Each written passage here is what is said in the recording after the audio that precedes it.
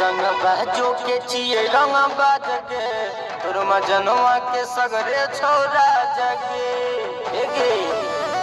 सुन रंग बाजो के चिए रंग बाज गे तोर मजनवा के सगरे छोरा जगे कर नहीं तू फिकर होके चल तू निडर रंगल छिए के सभे माहौल में की बोलतो जिला सुपौल में गे पगली की बोलतो जिला सुपौल में की बोलतो हो जिला सुपौल में गे पगली की बोलतो हो जिला सुपौल में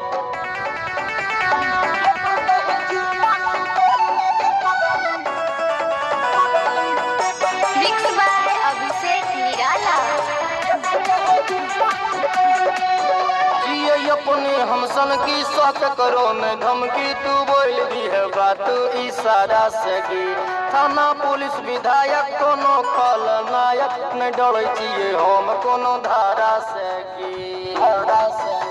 न डर छिए हम कोनो धारा से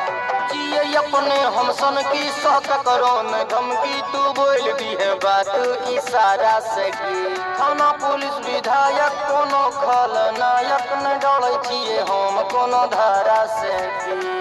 चले हमरा लेके करो नहीं शासन सुनै छिए नहीं के करो हम भाषण गिरा देबै सरकार रहे हरदम तैयार गोली भरल हमर पिस्तौल में की बोलते जिला सुपौल में गे पगली की बोलते जिला सुपौल में की बोलते जिला सुपौल में गे पगली की बोलते जिला सुपौल में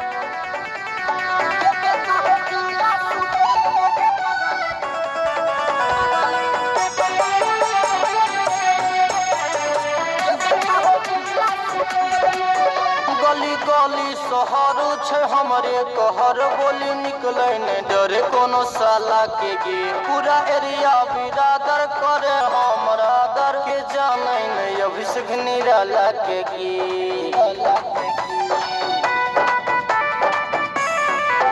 गली गली शहर छे हमरे कहर बोली निकले न डरे कोनो साला के गे पूरा एरिया बिरादर करे हमरा दर के जाने न अभिषेक निराला के रेडर बबलू कहो बात साचे सब हमरे इशारा पनाचे पंचायत पर फंड चले हमारे गे फंड काम करे गे एक कॉल में की बोलतो जिला सुपौल में गे पगली की बोलतो जिला सुपौल में की बोलतो हो जिला सुपौल में गे पगली की बोलतो हो जिला सुपौल में।